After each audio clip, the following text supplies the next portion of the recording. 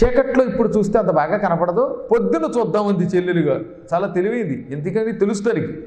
తోక నల్లగా లేదు, తెల్లగానే ఉంది. ఇప్పుడు వెడితే తాను ఓడిపోతుంది, అందుకని పొద్దుట వెడదామంది. ఇద్దరు ఇంటికి వెళ్ళిపోగానే కద్రువ తన పిల్లల్ని పావుల్ని పిలిచి, ఒరే సర్పాల్లారా, నాకు ఒక ఆపద వచ్చింది, రక్షించండిరా, అమ్మ కోరితే ఏ పనైనా చెయ్యాలి అనగానే, ఏమిటమ్మా అన్నారు వాళ్ళు. నేను మీ పెద్దమ్మతో పోటీ పెట్టుకున్నాను. ఉచ్చైశ్రవం అనే గుర్రం పూర్తిగా తెల్లగానే ఉంది, కానీ తోక నల్లగా ఉందన్నాను. ఇప్పుడు తోక నల్లగా లేకపోతే నేను మీ పెద్దమ్మకి బానిసనైపోతాను, నేను ఆ బతకలేను. కాబట్టి మీలో నల్లపాములు వెళ్ళండి, ఆ తోకకు ఉన్న వెంట్రుకల్ని కరిచి పట్టుకోండిలాగా. మీరు పాములు గనక అచ్చం తోకకి ఉన్న వెంట్రుకలు పట్టుకుంటే మీరు వెంట్రుకల్లాగే ఉంటారు.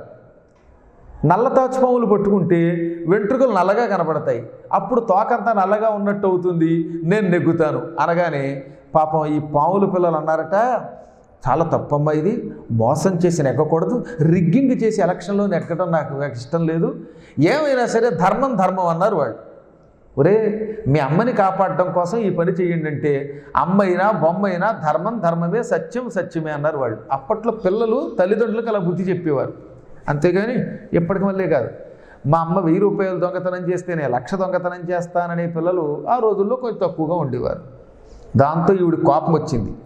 మూర్ఖుల్లారా, అమ్మ మాట కాదంటారా? అమ్మ ఏం చెప్పినా చేయవలసిందే, కాదన్నారు కనుక వీరంతా భవిష్యత్తులో జనమేజయ మహారాజు గారు చేసే సర్పయాగంలో పడి కాలి బూడిదైపోండి అని చెప్పించింది. దాంతో వీళ్ళు హడిలిపోయారు. లేదమ్మా, అయితే నీ మాట వింటాం అన్నారు కొంతమంది. నా మాట వినేవాళ్ళు బతుకుతారు, వినని వాళ్ళు చస్తారంది ఆవిడ. అప్పుడు ఈ మాట వినడానికి కొంతమంది పాములు బయలుదేరి రాత్రికి రాత్రి నల్లని తమ రంగుతో తోకని గట్టిగా పట్టుకుని తోకని నల్లగా మార్చేశారు. తోకకి వెంట్రుకలు ఉంటాయి కదా గుర్రానికి, ఒక్కొక్క పాము ఆ వెంట్రుకను అలా కరిచి పట్టుకుందనమాట. దూరం నుంచి చూస్తే పూర్తిగా వెంట్రుకల్లాగానే ఉంటుంది, దగ్గరికి వచ్చినా కూడా వాటి మహిమ వల్ల, పాముల మహిమ వల్ల ఒక మాదిరి వాడికి ఆ రహస్యం కనపడదు. చెప్పాను కదా, ఇది ఎంత కర్మయోగం. కొడుకు శాపం అనిపించాలి వినత కూడా, అందుకే పోటీ పెట్టుకుంది, లేకపోతే ఏమిటా కర్మయోగం కాకపోతే. అంచేత కాలమును ఎవరూ దాటలేం, గుర్తుపెట్టుకోండి. కాలోహి దురతిక్రమ అంటాడు వేదవ్యాసుల వారు ఎన్నోసార్లు. సుందరకాండలో వాల్మీకి కూడా అంటాడు, కాలం దాటలేరు. పొద్దుట వెళ్ళారు ఇద్దరు, పాముల వల్ల తోక నల్లగా కనపడింది, దాంతో వినత ఓడిపోయింది, కద్రువకి చెల్లెలికి బానిస అయిపోయింది. ఇక అక్కడి నుంచి ఆవిడికి పాట్లట. అక్కగారు అయ్యుండి కూడా చెల్లెలికి రోజు అంట్లు తోమడం, జుట్టుకి నూనె రాయడం, దువ్వడం, పేలు కుక్కడం, అన్నం పెట్టడం, మహాభయంకరమైన చాకరీ చేయించుకుంది అక్కగారి చేత, గొడ్డు చాకరీ చేయించుకుంది. ఒక 500 సంవత్సరాలు గడిచాక 2వ గుడ్డు టప్పని పగిలింది. అదిగో ఆ గుడ్డులోంచి పుట్టుకొచ్చాడు మహావీరుడు సుపర్ణుడు, వైనతేయుడు, వినతాపుత్రుడు, గరుత్మంతుడు. ఆయన పుట్టగానే ఆకాశం అంతా ఒక్కసారి రిగుని ఎగిరాడు. ఆ బలపరాక్రమాలను చూచి ఈర్ష్య చెంది కద్రువ, అక్కయ్యోయ్, నువ్వు నాకు బానిసవి, బానిసగా ఉన్నప్పుడు వాడు నీ కొడుకుగా పుట్టాడు, బానిస కొడుకులు కూడా బానిసలే, కాబట్టి నీ కొడుకు కూడా నాకు బానిసే అందుకే. ఇదొక గొప్ప లాజిక్. సరే అయితే నువ్వు ఎలా చెబితే అలాగే అంది పాప అక్కగారు.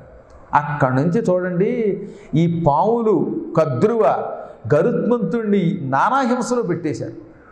రోజు గరుత్మంతుడు పొద్దునే రావడం, వీళ్ళందరినీ బుధం మీద ఎక్కించుకుని కాసేపు షికారుకి తీసుకెళ్ళాలి ఆకాశంలో, ఏదో ఫ్లైట్లో తిప్పినట్టు, హెలికాప్టర్లో తిప్పినట్టు. ఆ తదనంతరం వాళ్ళందరికీ స్నానాలు చేయించడం, గుడ్డలు కట్టడం, స్కూలుకి తీసుకెళ్ళడం, అన్నం పెట్టడం, ఒకటి కాదు అన్ని రకాల గొడ్డు చాకరీలు చేయించారు. ఎప్పుడన్నా ఒక నిమిషం తేడా వస్తే తెగ తిట్టేసేవారట. పక్షిగాడ, ఏకలవాడ, రెక్కలగాడ, ఇంకా నోటుకొచ్చినట్టు తిట్టారు. విసిగిపోయాడు గరుత్మంతుడు. ఒక రోజున వీపు మీద ఎక్కించుకుని ఆకాశంలో తిప్పమన్నారు గరుత్మంతుడిని పాములు.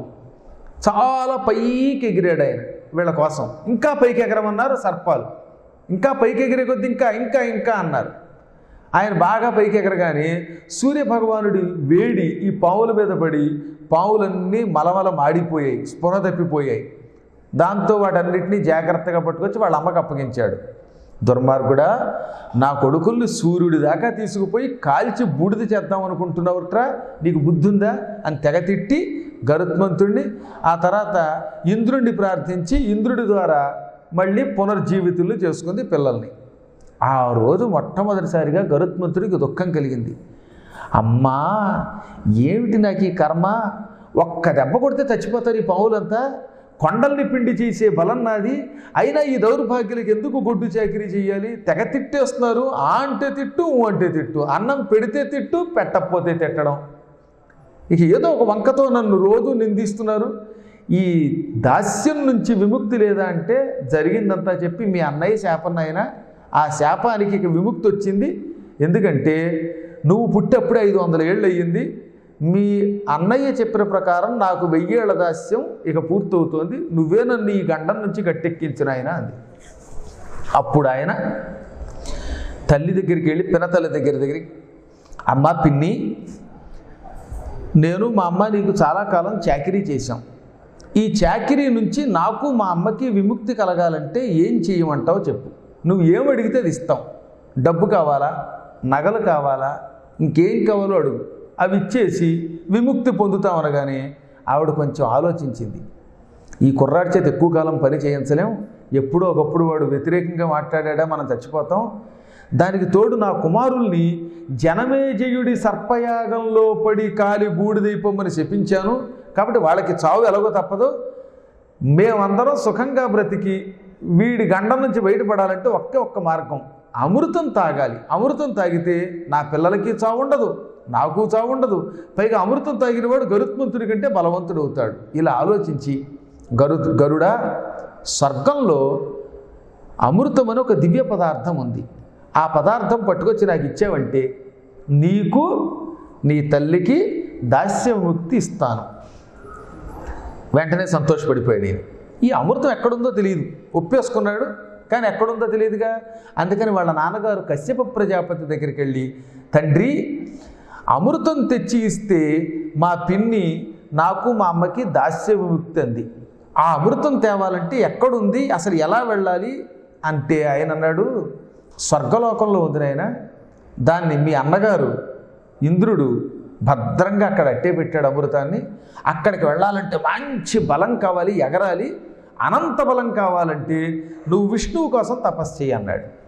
అప్పుడు గరుత్మంతుడు భక్తి శ్రద్ధలతో 1000 సంవత్సరాలు తపస్సు చేశాడు విష్ణువు కోసం. అదనమాట గరుడ పురాణం ఆరంభం. ఆ తపస్సుకి మెచ్చుకున్నాడు ఆయన. నీకేం కావాలో వరం కోరుకోమన్నాడు. నేను స్వర్గానికి వెళ్ళి అమృతాన్ని తీసుకురావాలి, దేవతల్ని జయించగలగాలి, పాముల్ని జయించాలి, నీకు వాహనంగా ఉండాలి, శాశ్వతంగా నా పేరు మీదుగా ఒక పురాణం ఏర్పడి, ఆ పురాణాన్ని ఏ పద్మాకర్ గారు లాంటి వాళ్ళు శ్రీశైల దేవస్థానంలో చెబుతూ ఉంటే ప్రజలు శాశ్వతంగా దాన్ని రికార్డు చేసుకుని వినాలి, ఈ వరం ప్రసాదించమన్నాడు ఆయన. తథాస్తు అన్నాడు విష్ణువు. అదిగో ఆనాడు ఆ వరం ఇవ్వడం వల్ల వెంటనే గరుత్మంతుడికి బలం వచ్చింది. ఆ బలంతో స్వర్గానికి వెళ్ళి ఇంద్రుణ్ణి జయించి అమృతం పట్టుకొచ్చి దేవతలకి కూడా అసాధ్యమైనటువంటి పని చేసి తల్లికి తనకి దాస్యముక్తి చేసుకున్నాడు. ఎలాగో విష్ణువుకి వాహనం అయ్యాడు. ఆ తర్వాత ఆయన పేరు మీదుగా శాశ్వతంగా గరుడ పురాణం ఏర్పడింది.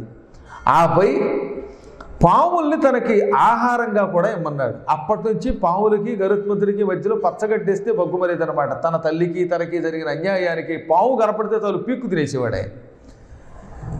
ఇలాగా గరుడ పురాణం అనేది ఆవిర్భవించింది అని సౌనకాది మహర్షులకి సూత మహర్షి చెప్పాడు. అలా ప్రారంభమైందనమాట సృష్టి ఆరంభంలో.